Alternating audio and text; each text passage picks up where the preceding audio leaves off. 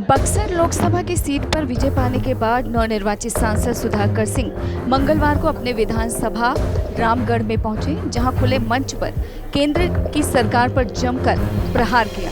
सुधाकर सिंह ने कहा कि एनडीए की ढीली ढाली सरकार 5 साल तक नहीं चलने वाली है।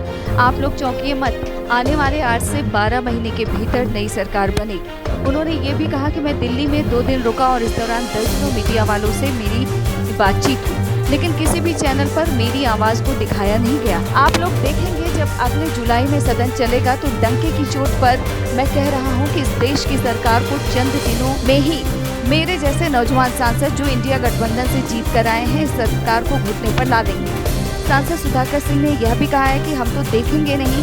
इसके साथ ही सुधाकर सिंह ने कहा कि अगले जुलाई में सदन चलेगा तो डंके की चोट पर मैं कह रहा हूं कि इस देश की सरकार पर चंद दिनों में ही मेरे जैसे नौजवान सांसद जो इंडिया गठबंधन से जीत कर आए हैं, इस सरकार को घुटने पर ला देंगे। सांसद सुधाकर सिंह ने यह भी कहा है कि हम तो देखेंगे नहीं, लेकिन सुनने में आया है कि महात्मा गांधी और BR अम्बेडकर की मूर्तियां देश की संसद से बाहर कर दी गई हैं। या मैं दिल्ली की सड़कों पर कई महत्वपूर्ण संसद सदस्यों के द्वारा सुना। आने वाले इसी 18 तारीख को उम्मीद है कि जब हम लोग शपथ लेंगे तो इस बात की तहकीकात भी करेंगे, और अगर ऐसा हुआ तो याद रखिएगा यह देश लंबे संघर्ष देखेगा। देश के पूर्वज जिन्होंने इस देश के लिए नेतृत्व किया, अगर उसका अपमान हुआ तो हम लोग बर्दाश्त नहीं करेंगे। 5 साल सरकार देश की नहीं चलने वाली।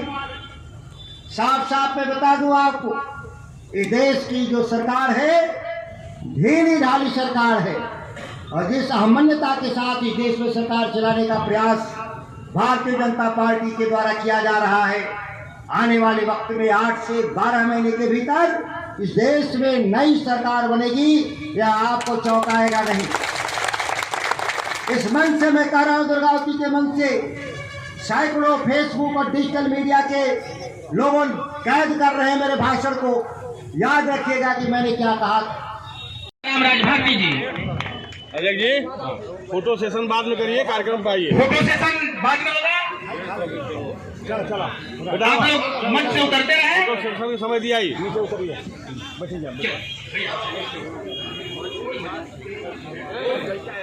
Bureau report, India post, Bihar Jharkhand.